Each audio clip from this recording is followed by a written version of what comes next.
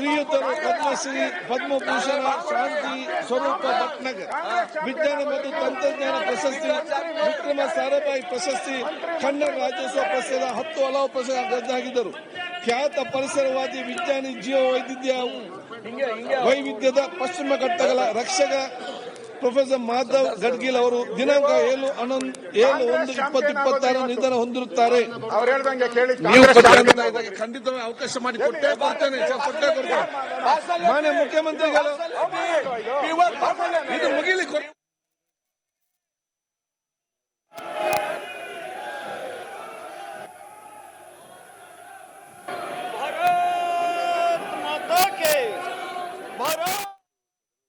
ಮಾಡಿಕೊಡ್ತೇನೆ, ನಾನು ಅದ್ರ ಬಗ್ಗೆ ಮಾತಾಡ್ತೇನೆ.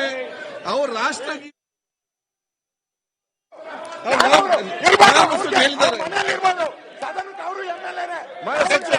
ಮಾನ್ಯ ಮುಖ್ಯಮಂತ್ರಿಗಳು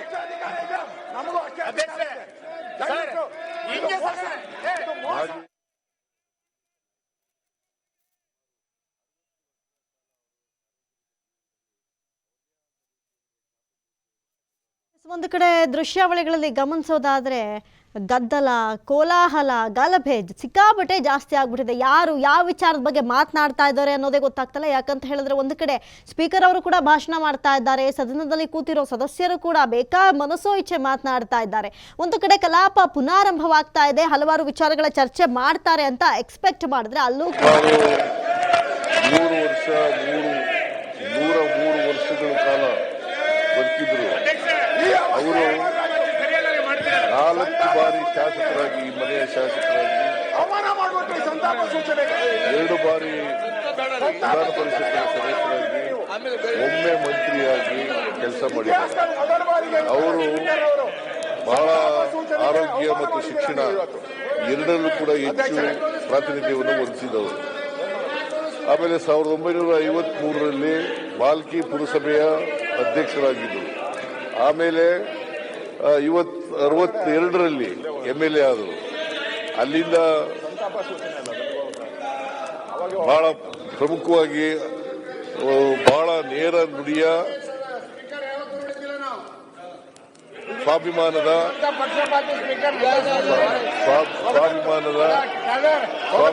ವ್ಯಕ್ತಿಯಾಗಿದ್ದರು. ಅವರು ಯಾವತ್ತೂ ಕೂಡ ಅನ್ಯಾಯದ ವಿರುದ್ಧ ಹೋರಾಟ ಮಾಡತಕ್ಕಂಥ ಕೆಲಸವನ್ನು ಮಾಡ್ಕೊಂಡ್ಬರ್ತಾ ಇದ್ರು. ಇವತ್ತು ಮಹಾತ್ಮ ಗಾಂಧೀಜಿಯವರಿಂದ ಪ್ರೇರಣೆ ಪಡೆದು ಅವರು ಏಕೀಕರಣ ಚಳುವಳಿಯಲ್ಲಿ ಭಾಗವಹಿಸಿದ್ರು. ಇವತ್ತೇನಾದ್ರು ಕರ್ನಾಟಕದಲ್ಲಿ ಉಳ್ಕೊಂಡಿದ್ರೆ ಅದಕ್ಕೆ ಭೀಮಣ್ಣ ಖಂಡ್ರೆ ಅವರು ಕಾರಣ ಅಂತಕ್ಕಂಥದನ್ನ ಹೇಳಲಿಕ್ಕೆ ಬಯಸ್ತಾ ಇದ್ದೇನೆ. ಅದರಿಂದ ಅವರು ಶಾಂತಿವರ್ಧಕ ಶಿಕ್ಷಣ ಸಂಸ್ಥೆಯನ್ನು ಸ್ಥಾಪನೆ ಮಾಡಿದ್ರು. ಅದರಲ್ಲಿ ಬಹಳ ವರ್ಷಗಳ ಕಾಲ ಅನೇಕ ಶಿಕ್ಷಣ ಸಂಸ್ಥೆಗಳನ್ನ ಮಾಡಿದ್ರು. ಅವರು ಇವತ್ತು ನಮ್ಮನ್ನ ಅಗಲಿದ್ದಾರೆ. ಅವರು ಉರ್ದು ಭಾಷೆ, ಪಾರ್ಸಿ, ಮರಾಠಿ ಮತ್ತು ಇಂಗ್ಲಿಷ್ ಭಾಷೆಗಳ ಮೇಲೆ ಹಿಡಿತ ಹೊಂದಿದ್ರು. ಸುಮಾರು 30 ವರ್ಷಗಳ ಕಾಲ ವಿದ್ಯಾವಂತ.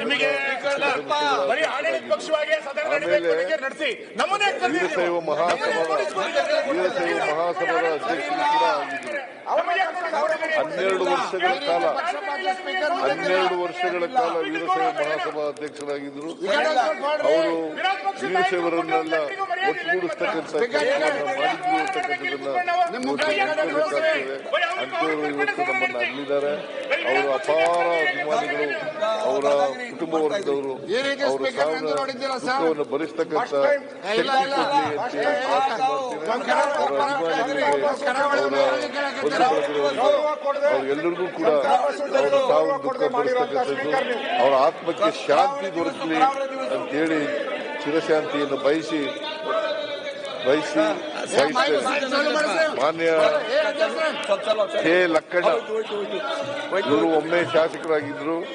ಇವರು ವೃತ್ತಿಯಲ್ಲಿ ಕೈಗಾರಿಕೋದ್ಯಮಿಯಾಗಿದ್ರು. ಇವರು ಕೂಡ ನಮ್ಮನ್ನ ಅಗಲಿದ್ದಾರೆ. ಮತ್ತೆ ಬೆಂಗಳೂರಿನ ನಗರ ಪಾಲಿಕೆಯಲ್ಲಿ ಸದಸ್ಯರಾಗಿದ್ರು ಕೂಡ ಒಮ್ಮೆ. ಅಂತೇವರು ಇವರು ನಮ್ಮನ್ನು ಅಗಲಿದ್ದಾರೆ. ಅವರ ಆತ್ಮಕ್ಕೆ ಚಿರಶಾಂತಿ ದೊರಕಲಿ ಅಂತೇಳಿ ನಾನು ಪ್ರಾರ್ಥನೆಯನ್ನು ಮಾಡ್ತೇನೆ. ಮಾಧವ ಗಾಡ್ಗೀಳ್ ಪ್ರೊಫೆಸರ್ ಮಾಧವ ಗಾಡ್ಗೀಳ್ ಅವರು ಪ್ರಖ್ಯಾತ ಪರಿಸರ ವಿಜ್ಞಾನಿ. ಅವರು 42ರಲ್ಲಿ ಪುಣೆನಲ್ಲಿ ಜನಿಸಿದ್ರು. ಅವರಿಗೆ ಪದ್ಮಶ್ರೀ ಪದ್ಮಭೂಷಣ ಪ್ರಶಸ್ತಿಗಳು ಸಿಕ್ಕಿದ್ದು. ಶಾಂತಿ ಸ್ವರೂಪ್ ಭಾಟ್ನಗರ್ ವಿಜ್ಞಾನ ಮತ್ತು ತಂತ್ರಜ್ಞಾನ ಪ್ರಶಸ್ತಿ, ವಿಕ್ರಮ್ ಸಾರಾಭಾಯ್ ಪ್ರಶಸ್ತಿ, ಕನ್ನಡ ರಾಜ್ಯೋತ್ಸವ ಪ್ರಶಸ್ತಿ ಸೇರಿದಂತೆ 10 ಹಲವು ಪ್ರಶಸ್ತಿಗಳು ಭಾಜನರಾಗಿದ್ದರು. ಅವರು ನಮ್ಮನ್ನ ಅಗಲಿದ್ದಾರೆ. ಅವರ ಆತ್ಮಕ್ಕೂ ಕೂಡ ಚಿರಶಾಂತಿ ದೊರಕಲಿ ಅಂತ ಹೇಳಿ ಪ್ರಾರ್ಥನೆ ಮಾಡಿ ಅಭಿಮಾನಿಗಳಿಗೆ, ಅವರ ಕುಟುಂಬ ವರ್ಗದವರಿಗೆ ಅವರ ಸಾವಿನ ದುಃಖವನ್ನು ಭರಿಸ್ತಕ್ಕಂಥ ಶಕ್ತಿ ಕೊಡ್ಲಿ ಅಂತೇಳಿ ಪ್ರಾರ್ಥನೆಯನ್ನು ಮಾಡ್ತೀನಿ. ಈಗ ಪ್ರತಿಪಕ್ಷ ಒಂದ್ ಸೆಕೆಂಡ್, ಈಗ ತಾವಿಬ್ಬರು ಚರ್ಚೆ ಇದೆ.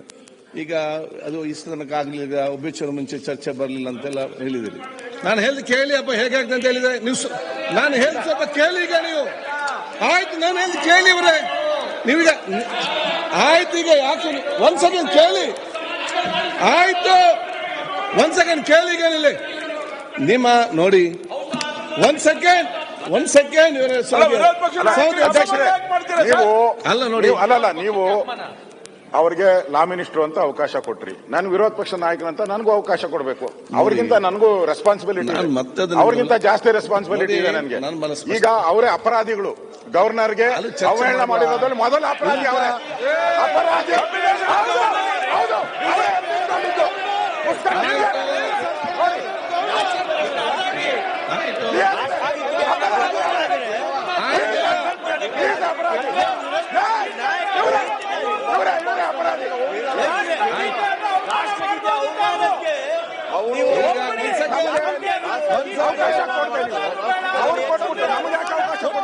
ಹೇಳ್ತೇನೆ.